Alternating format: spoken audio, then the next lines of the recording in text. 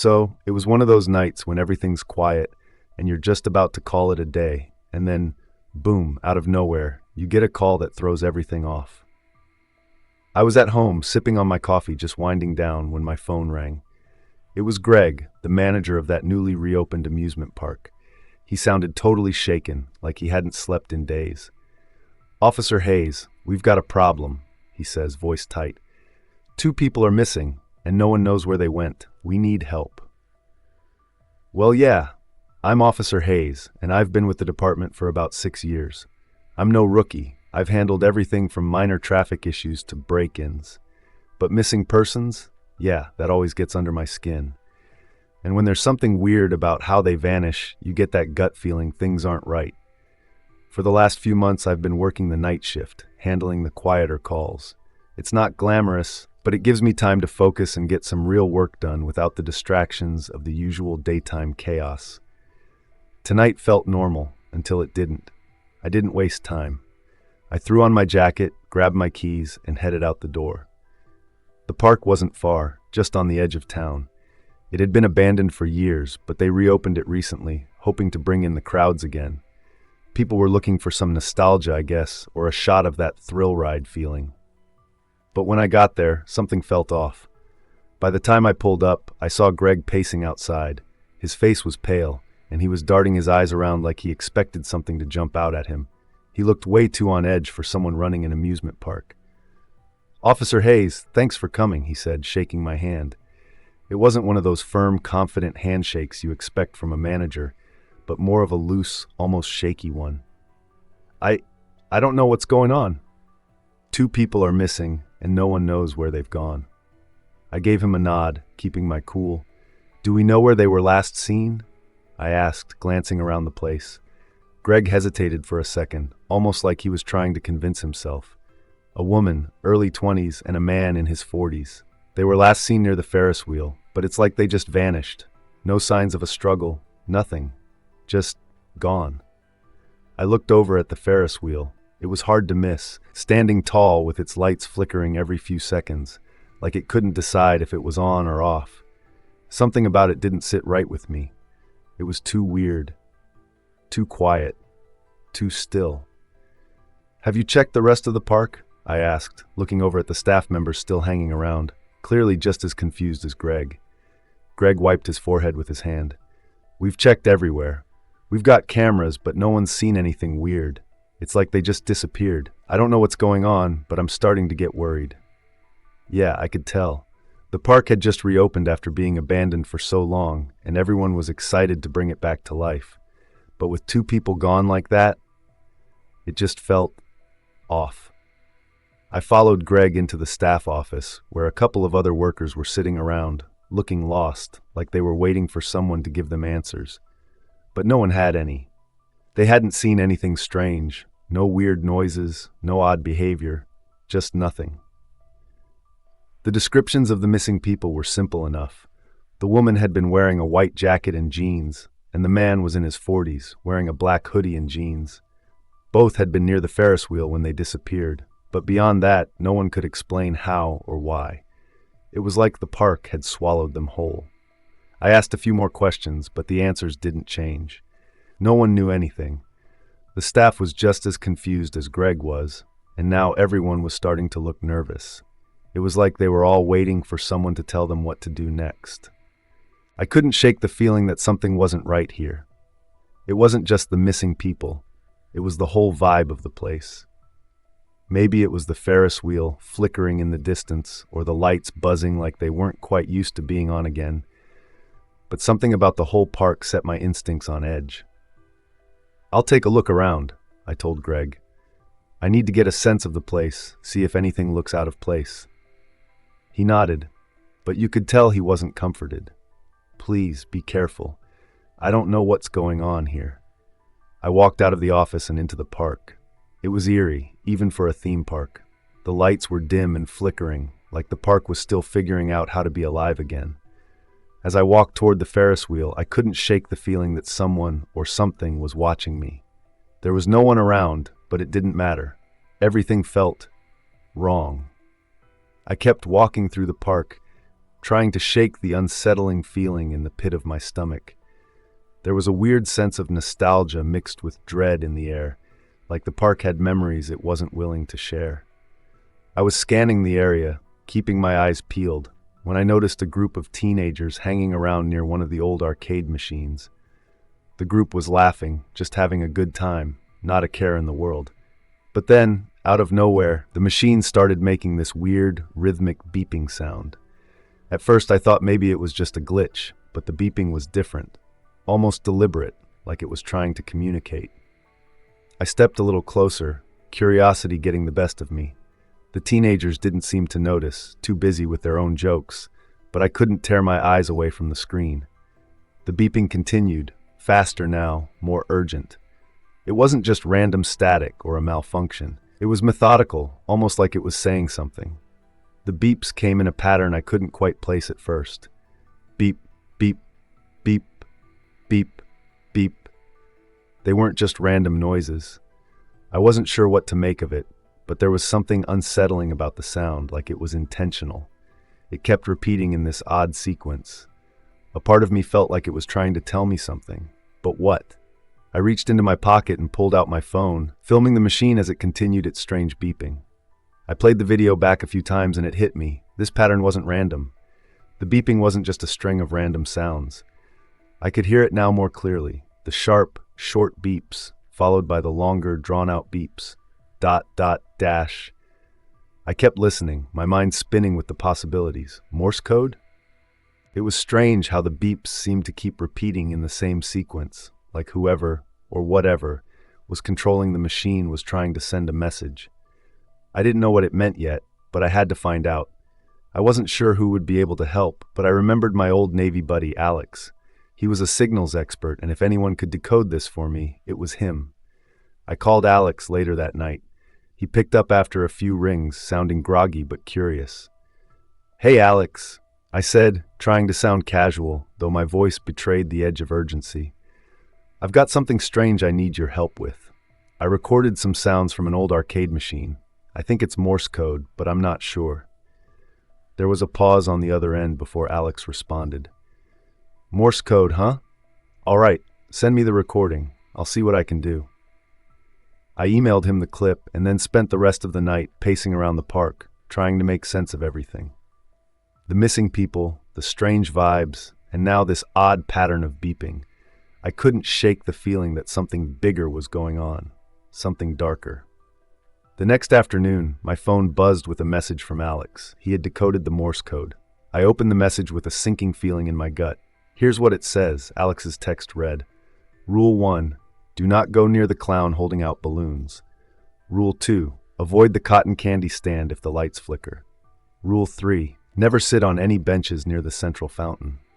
Rule 4. If you see a ride operating without anyone on it, do not approach. Rule 5. Do not follow anyone who calls your name. Rule 6. If you see a child crying alone, do not approach them. I stared at the screen, my heart pounding. The dots and dashes weren't just random noise. They were warnings. Specific rules about the park, each one tied to something strange, something I couldn't explain yet. I had no idea what these rules meant, but I knew they weren't just some coincidence. The missing people weren't just lost or victims of some random accident.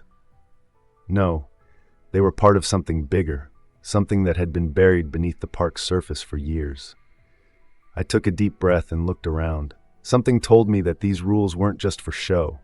If I ignored them, if I didn't follow them, I might end up as another part of the park's dark history. I wasn't sure what I was dealing with yet, but I couldn't just walk away. Not now. Not when I was this close to uncovering what was going on.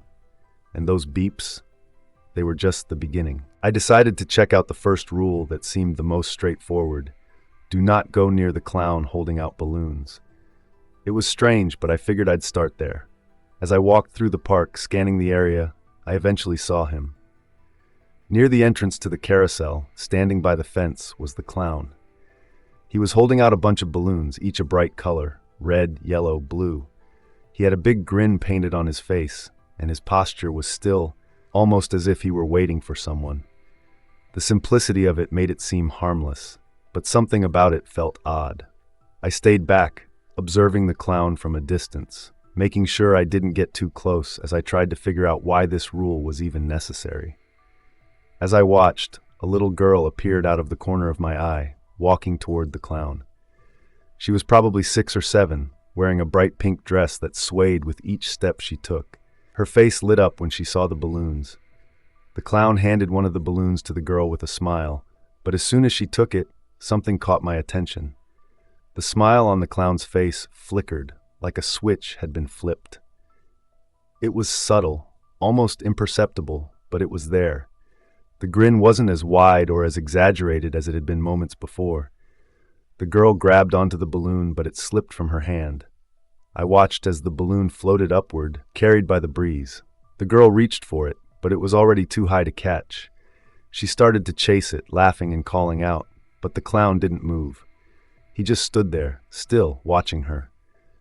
I stood there, not wanting to get too close, but unable to look away. After a few moments, the balloon drifted higher, and the girl seemed to lose interest. She turned and walked away, no longer bothered by the balloon or the clown. I decided to follow the clown from a distance, just to see what he'd do next. He walked slowly across the park, his movements methodical, almost like he was just going through the motions. He headed toward a narrow alley between 2 booths. I followed, but when I reached the alley, the clown was gone. There was nothing there, no sign that he had even been there. The space was just as empty as it had been when I first arrived. I felt a little puzzled. It was as if he had just disappeared. I wasn't sure what to make of it, but I couldn't shake the feeling that the whole situation was more than just a random encounter. I took a deep breath and turned back toward the main area of the park. I had more to investigate, and I needed to stay focused. There were still other rules to check, and I wasn't about to let my curiosity get the better of me. I moved on to check out the second rule: avoid the cotton candy stand if the lights flicker. The booth sat off to one side of the park, near the entrance to the food court. I could already see the lights above it flickering, like they were struggling to stay on. It was late, the park was mostly empty, and the occasional breeze made the lights buzz softly. I stood off to the side, watching the lights. They flickered on and off in a random pattern, but nothing else seemed out of the ordinary. There were no other people around, just the hum of the faintly glowing booth. I waited a few minutes, just to see if anything else would happen. As I stared at the cotton candy stand, I couldn't shake the feeling that there was something I was missing, something beneath the surface that I couldn't quite put my finger on. The lights flickered again, casting a strange glow over the stand as if the park was trying to remind me of the rule. But that was all. No strange sounds, no sudden movements, nothing to suggest that anything was wrong. I kept my distance, not wanting to get too close to the booth. The rule was clear enough, and I didn't feel the need to test it further. After all, it didn't say anything about what would happen, just that I should avoid the place if the lights flickered. As I stood there, I made a mental note: stay away from here if the lights flicker again. The flickering seemed to subside after a while, and the booth was quiet once more. I glanced around, making sure no one was watching, and then I turned to leave. The park still felt off, like there was something lurking just beneath the surface of everything. But for the moment, the cotton candy stand seemed harmless enough. I continued walking, my mind still processing the rules. There was no immediate danger here, but I wasn't going to forget about it. It was one more thing I'd have to keep in mind as I worked my way through the park. The third rule was simple: never sit on any benches near the central fountain. I figured I'd test it out. The fountain was peaceful, the sound of water gently flowing in the still night. I sat on the bench, watching the water. At first, everything felt normal, but the longer I sat, the more uncomfortable I became. The peaceful atmosphere started to feel oppressive, like the air around me was heavier. I glanced around, but the park was silent, empty except for the soft hum of distant rides. I shifted uncomfortably, the sensation of being watched creeping in. I stood up suddenly, deciding it was best to leave. Walking away from the fountain, I couldn't shake the feeling that something wasn't right about that spot. Mental note: stay away from the fountain bench. I didn't need to test the rule any further. I made my way back toward the Ferris wheel. The park was quieter now, the night taking on a heavier feel. The rides were supposed to be shut down for the night, but the Ferris wheel was still moving, slowly, creaking with every rotation. No passengers, just empty seats swaying in the breeze. I paused, the fourth rule running through my head. If you see a ride operating without anyone on it, do not approach. I hesitated, something deep in me telling me to turn around, but I couldn't help myself. The Ferris wheel seemed to pull me in, its slow, rhythmic motion almost hypnotic. I stepped closer, eyes scanning the empty seats. The wheel creaked again, a low groan that seemed to echo in the stillness. The ride felt alive, like it was waiting for something or someone. Suddenly, I saw a shadow move at the edge of the ride's lights. My heart jumped into my throat, and without thinking, I turned and walked away, following the rule. I couldn't shake the feeling that I'd dodged something dangerous. I had checked most of the rules by now, but something felt off. I couldn't shake the feeling that I was missing something, like the rules weren't enough to explain what was going on here. The park felt like it was playing games with me, bending reality in ways that didn't make sense. Later that night, I wandered over to the staff office, hoping to get some answers. Greg was there, talking to a few of the workers. I could tell he was just as on edge as I was. "Anything new?" I asked, trying to keep my voice steady. Greg looked up, rubbing his eyes. No sign of the missing people. It's like they just vanished. We've checked all the cameras and done another sweep of the place, but it's like they were never here. I nodded, thinking about the flickering lights, the strange rules, and the eerie silence that seemed to hang over the park. "You sure there's nothing else? No patterns or anything that stands out?" He shook his head. "We've been through it all. I don't know what's going on. Maybe the rules, maybe they mean something. I don't know anymore." I didn't either. Maybe it was just a coincidence, or maybe the rules were all connected somehow. But the more I thought about it, the more I doubted everything I'd seen. Could the Morse code really be wrong? Maybe I was chasing shadows, wasting time. But something told me that if I stopped now, I'd never get to the bottom of it. I stood there, the weight of the night pressing down on me. Whatever was going on, I wasn't going to leave until I figured it out. Greg's eyes were filled with a helplessness I hadn't seen before. He was just as trapped in this as I was. "Maybe you're right," I said finally, my voice low. "Maybe I'm wrong about all of this. But something's off, Greg. I can feel it. We're not just chasing ghosts here." Greg rubbed his forehead, frustration evident in his posture. "I don't know what to tell you anymore. I've been working here for years, and nothing's ever made sense. People disappear, and we're left picking up the pieces. But these rules, I don't know if they're supposed to protect us or trap us."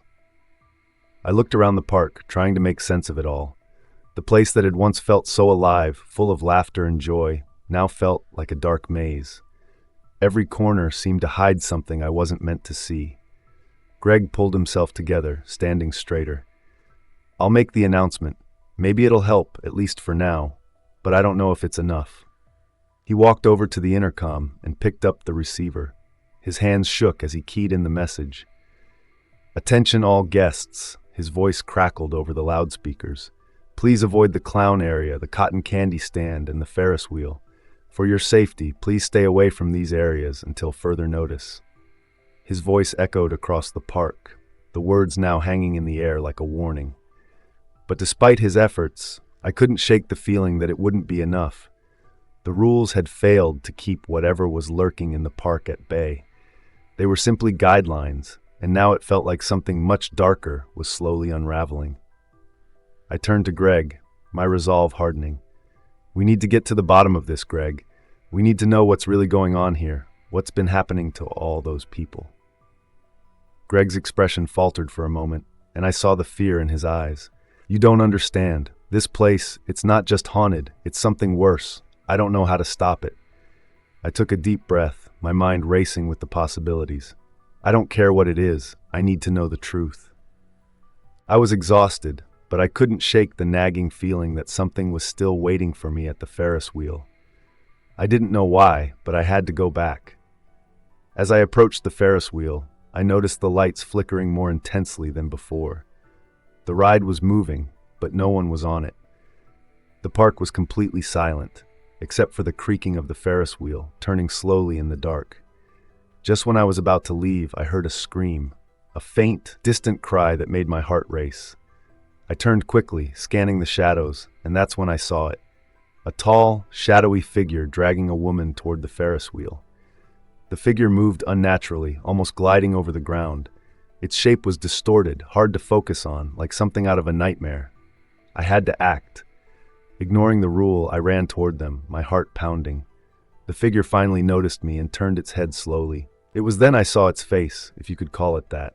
The skin was stretched too tight, ashen, with eyes that glowed a sickly yellow. "You shouldn't have come back," the creature whispered, its voice raspy and unnatural. "But you'll learn. They all do." I kept my distance, but something about its presence made the air feel thick, almost suffocating. I was scared, but I couldn't walk away. The figure dragged the woman closer to the Ferris wheel. I shouted, "Hey!" But the figure didn't acknowledge me. It just kept moving. I knew I couldn't let it take her. I rushed forward, closing the gap between us quickly. The closer I got, the more oppressive the atmosphere felt. I could hear faint growls, like distant thunder, vibrating through the ground. The figure stopped, and I felt a chill run down my spine when it turned to face me fully. "You should have stayed away," it muttered, its smile wide and unsettling. I grabbed the woman's arm and yanked her back, pulling her toward me as I shouted, "Run!" We stumbled, but I kept my grip tight on her. The shadowy figure stood still, watching us. Its eyes burned into me, and I could feel its presence, heavy like a storm about to break. It didn't move, but the feeling of dread intensified. Then the creature's voice broke the silence again. "You can't run forever," it hissed. "This is just the beginning." I didn't look back. Keeping my focus on the path ahead, I pulled the woman faster toward the exit. My ears were ringing, and the only sound I could hear was the pounding of our footsteps as we raced through the park. The Ferris wheel still turned in the distance, its lights flickering like a warning, but by the time we reached the gate, the creature hadn't followed. I was out of breath and shaken, but I couldn't stop. Whatever it wasn't over, and I knew that if I didn't figure out what was going on, the park would never let me go. After escaping the park with the woman, I didn't waste any time. The whole experience had left me shaken, and I knew I couldn't just walk away from it. I immediately filed a report with my higher-ups, explaining everything in detail, the strange rules, the disappearances, and the sinister figure in the park. I made it clear that the park needed to be shut down immediately and investigated thoroughly. It didn't take long for the usual bureaucratic process to kick in. I was told that an investigation would begin as soon as possible. Still, even as I handed over my report, I couldn't shake the feeling that something wasn't quite right. I had this nagging sense that this wasn't over, not by a long shot. As I left the precinct, the weight of it all hit me. My legs felt heavy, like I couldn't move. My mind was racing, replaying the images of the park, the rules I didn't fully understand, and that creature. I needed to clear my head. I got into my car and started driving. The road seemed endless, and I tried not to think about what had happened. But it was impossible to stop. The whole night kept playing over and over in my mind. My phone buzzed, interrupting my thoughts. I glanced at the screen. It was an unexpected notification, an audio file. I frowned. I didn't know who could be sending me something at this hour.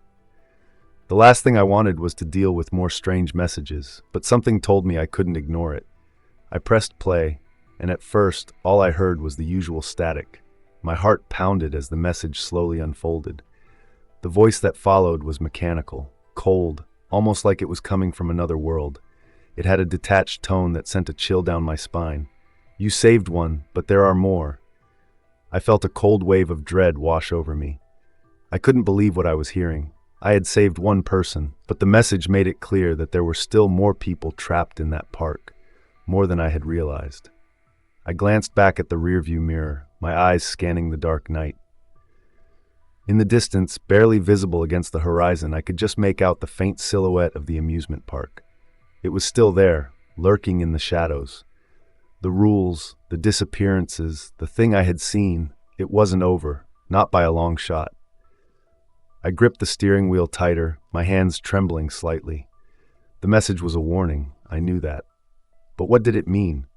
Who had sent it and why? There was so much I didn't understand, so many unanswered questions. The park hadn't let me go. It was still pulling at me, trying to drag me back in.